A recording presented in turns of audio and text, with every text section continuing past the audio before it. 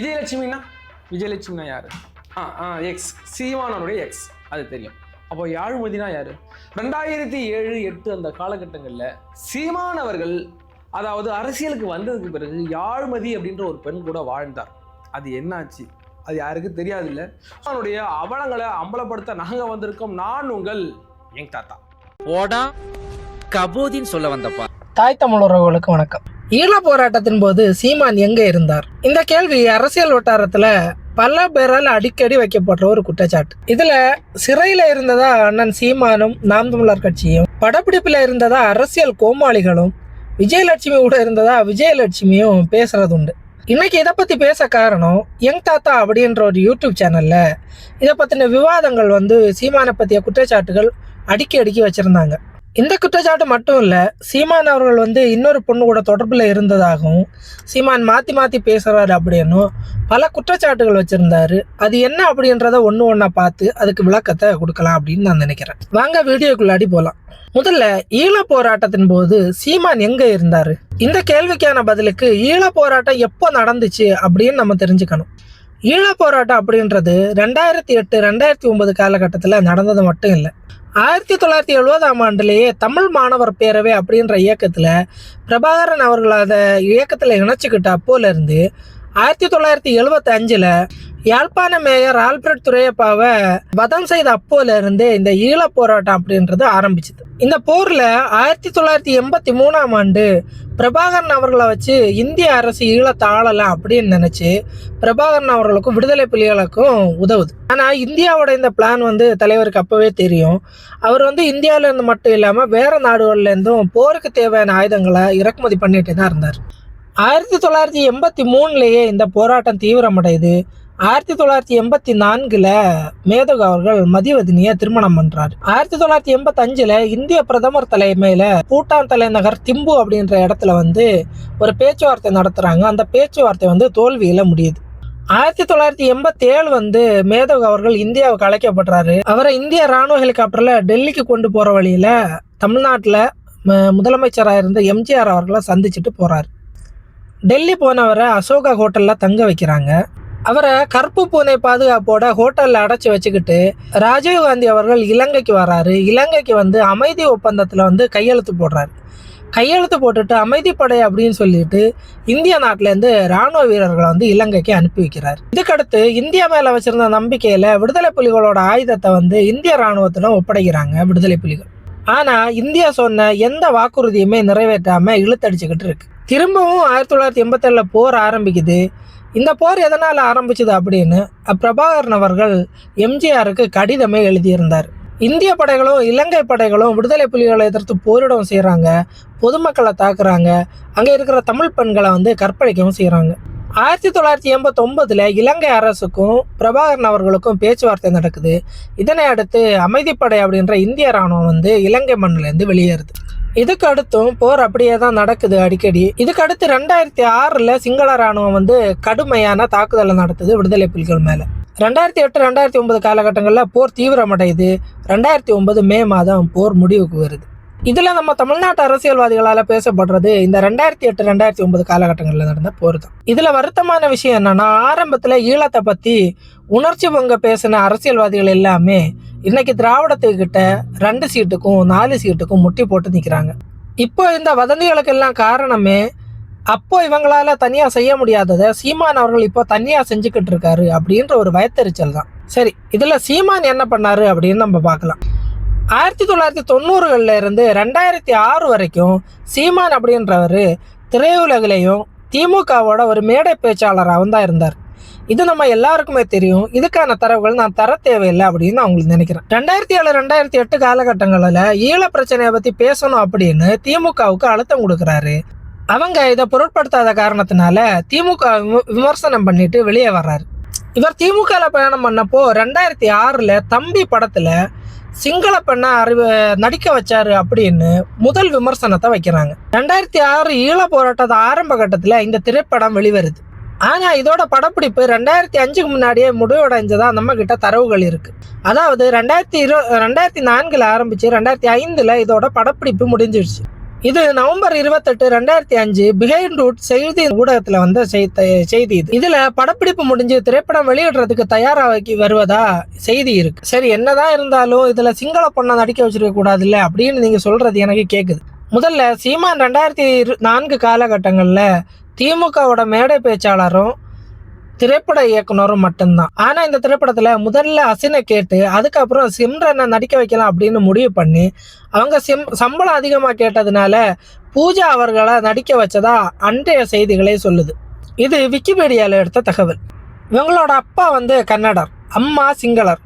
இவங்க இலங்கையில பிறந்து கல்லூரி படிப்பு எல்லாமே கர்நாடகால தான் படிச்சாங்க. முக்கியமான விஷயம் என்னன்னா, சீமான் அண்ணாவே சொல்லியிருக்காரு, தலைவரை சந்திக்கிறதுக்கு முன்னாடி நான் இந்த திராவிட திருடர்களோட தான் பயணம் பண்ணேன். தலைவரை சந்திச்சதுக்கு அப்புறம் தான் தமிழ் தேசியம் அப்படின்ற உணர்வு எனக்குள்ள வந்துச்சு அப்படின்னு சீமான் அண்ணாவே சொல்லியிருப்பார். அதை விட முக்கியமான விஷயம் என்னன்னா, நம்ம நாம் தமிழர் கட்சி சிங்கள மக்களுக்கோ இல்லைன்னா தெலுங்கு மக்களுக்கோ எதிரானது கிடையாது. நம்ம விடுதலை புலிகள் பலரோட மனைவிகள் மற்றும் அவங்களோட குடும்பத்தினர் கூட சிங்களவங்க தான். இதுல பாலசிங்கம் நடேசன் அப்படின்றவர் 2007-2009 காலகட்டங்கள்ல விடுதலை புலிகள் இயக்கத்துல சீஃபா இருந்தவர். இவரோட மனைவி சிங்களர். இவர் சிங்கள காவல்துறையில வேலை பார்த்தவர். இங்க இனத்துக்காக விடுதலைக்காக பிரிவினைவாத இலங்கை அரசு கூட மோதணுமே தவிர மக்கள் கூட கிடையாது. இங்க கூட நாம் தமிழர் கட்சி தெலுங்கர்களுக்கு எதிரானது அப்படின்னு கட்டமைக்கிறாங்க. அப்படியெல்லாம் இல்லை, நம்ம நாம் தமிழர் கட்சி அப்படின்றது அனைத்து உயிர்களுக்குமான அரசியல் தான் செய்யுது அப்படின்றது நம்ம கட்சியில இருக்கிற ஒருத்தங்களும் தெரிஞ்சுக்கணும். அதனால நம்ம கட்சி மேல விமர்சனம் வைக்கிறவங்கள வந்தேறி அப்படின்னு சொல்லி திட்டாம அவங்களுக்கு உண்மையை எடுத்து சொல்லி புரிய வைக்கிறதுக்கு முயற்சி பண்ணுங்க. இந்த விஷயத்துல அவங்க சிங்கள நடிகை அப்படின்றது அவதூறு. அவங்க அம்மா சிங்களவரா இருந்தாலும் அவங்க அப்பா இந்தியர் தான். அதுக்கடுத்து ஈழ போராட்டத்தின் போது படப்பிடிப்பு நடந்துச்சு அப்படின்றதும் அவதூறு. இந்த படப்பிடிப்பானது 2005 ஈழ போராட்டம் ஆரம்பிக்கிறதுக்கு முன்னாடியே முடிஞ்சிடுச்சு. இதுக்கடுத்து 2007-2008 வாழ்த்துக்கள் படம் எடுத்தீங்க. 2009 மாயாண்டி குடும்பத்தாரில் நடிச்சிங்க. இந்த கேப்ல எப்போ ஈழம் போனீங்க அப்படின்றதான் இவரோட கேள்வி. இந்த காலகட்டத்தில் நீங்க இலங்கைக்கு போனீங்க, பயிற்சி பெற்றீங்க, AK-47 சுத்தீங்க, எப்போ இட்லி கறி சாப்பிட்டீங்க, எப்போ ஆமா வீட்டில் பயணம் செஞ்சீங்க, இதெல்லாமே அண்ணனுடைய கட்டுக்கதைகள். தம்பி, இது குட்டி கதையில தம்பி, இது அண்ணனுடைய கட்டுக்கதைகள். இது சீமான் அவரோட வாழ்த்துக்கள் திரைப்படம் வெளிவந்தது 2008 ஜனவரி 15. மாயாண்டி குடும்பத்தார் திரைப்படம் வெளிவந்தது 2009. இதோட படப்பிடிப்பு நடந்தது 2008 இறுதியில. இந்த இடைப்பட்ட காலத்துல 2008 தான் சீமான் அவர்கள் ஈழத்துக்கு போனார். இதுக்கு ஆதாரமா விடுதலை புலிகள் அமைப்பில் லீகல் அஃபேர் ரெப்ரசன்டேட்டிவ் கொடுத்த பேட்டி இருக்கு. இதுல என்ன சொல்றாருன்னா, சீமான் அவர்கள் ஈழத்தை சார்ந்த ஆவண திரைப்படம் எடுக்கிறதுக்காக ஈழத்துக்கு வந்தாரு அப்படின்னு இவர் சொல்றாரு. 2008 போர் உச்சகட்டத்துல ஆவணத்து படம் எடுத்தாங்களா அப்படின்னு கேட்டா ஆமா எடுத்தாங்க. இலங்கை தமிழர் சங்கம் அப்படின்ற அமைப்பு எல்லாரும் ஆவணப்படத்திற்கான படப்பிடிப்பு 2008 பிப்ரவரியிலேருந்து 8 மாசம் படப்பிடிப்பு நடந்ததா சொல்லுது. இவர் இந்த காலகட்டத்தில் ஈழத்துக்கு போயிட்டு வந்துதான் ஈழத்தை பத்தி தமிழ்நாட்டில் பேச ஆரம்பிக்கிறார். இந்த பேச்சில் முதல்ல அக்டோபர் 2008 ஜெயிலுக்கு போறாரு. அந்த மாசமே வெளியே வர்றாரு. இதுக்கடுத்து 2008 டிசம்பர்ல கைது செய்யப்பட்டு சிறையில் அடைக்கப்பட்டு அதுக்கடுத்து வெளியே வர்றாரு. இதுக்கடுத்து மீண்டும் 2009 தேசிய பாதுகாப்பு சட்டத்துல கைது செய்யப்பட்டு சிறையில் அடைக்கப்படுறாரு. ஏப்ரல் மாசத்துல இவர் வெளியே வர்றாரு. திரும்ப ஜூலை 2010 கைது செய்யப்பட்டு டிசம்பர் வெளியே வர்றதா டைம்ஸ் ஆஃப் இந்தியாவோட செய்தி சொல்லுது. ஏப்ரல்ல வெளியே ஜூலைல கைது செய்யப்படுறதுக்கு முன்னாடி இவர் நாம் தமிழர் அப்படின்ற கட்சியை ஆரம்பிக்கிறாரு. சரியான தரவுகள் இருக்கு நம்ம கிட்ட. சீமான் எப்போ வெளியே இருந்தாரு, எப்போ ஈழத்துக்கு போனாரு, எப்போ கட்சி ஆரம்பிச்சாரு, எல்லாத்துக்குமே சரியான தரவுகளை நம்ம வச்சிருக்கோம். அதனால எந்த அணில் குஞ்சுகள் கதறினாலும் எந்த திராவிடியா கும்பல்கள் கதறினாலும் ஒன்னும் கவலைப்பட தேவையில்லை. சரியா களத்துல நில்லுங்க. நம்ம கட்சி மேல வைக்கிற அவதூறுகளை அறுக்கிறதுக்கு தான் நான் இருக்கேன். சரி, இதுக்கு அடுத்து என்ன சொல்றாருன்னு பார்ப்போம். பிறகு யாழ்மதி. சீமானின் வாழ்க்கையில் யாழ்மதி அப்படிங்கிறது பல பேருக்கு இங்க தெரியாது. யாழ்மதி அப்படின்றவங்க விடுதலை புலிகள் அமைதி இயக்கத்துல வேலை பார்த்தவங்க அப்படின்னு ஊடகங்கள் சொல்லுது. இவங்க 2007 அலெக்ஸ் அப்படின்றவங்கள திருமணம் பண்றாங்க. 2007 நவம்பர்ல இவரோட கணவர் இலங்கை வான்படை தாக்குதல்ல மரணம் அடைகிறாரு. இவங்கள 2008 ஈழத்துல சந்திச்சதா சீமான் அவர்கள் சொல்லியிருக்காரு. இதுக்கடுத்து விஜயலட்சுமி கூட 2009 காதல் பிரிவு ஏற்படுது. அதுக்கடுத்து இவர் கட்சி ஆரம்பிக்கிறாரு. 2012 தான் யாழ்மதியை பத்தியே இவர் பேசுறாரு தமிழ்நாட்டுக்குள்ள.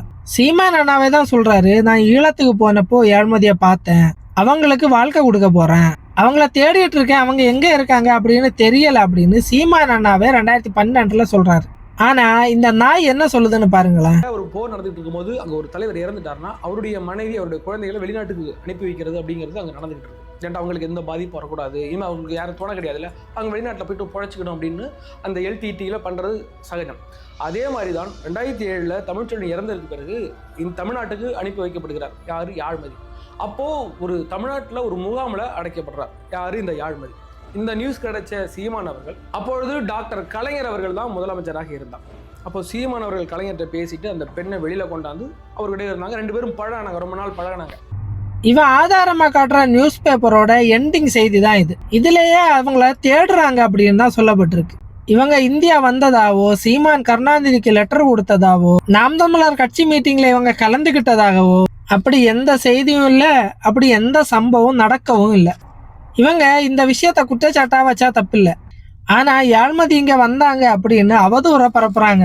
ஏன்னா யாழ்மதி இங்க வரல, சீமான் தான் அங்க போனார் அப்படின்னு சொன்னா சீமான் ஈழத்துக்கு போனதை ஒத்துக்க வேண்டியிருக்கும். அதனால இந்தியாவுக்கு ஏத்தி விட்டாங்க, லெட்டர் கொடுத்தாங்க அப்படின்னு அடிச்சு விட வேண்டியது.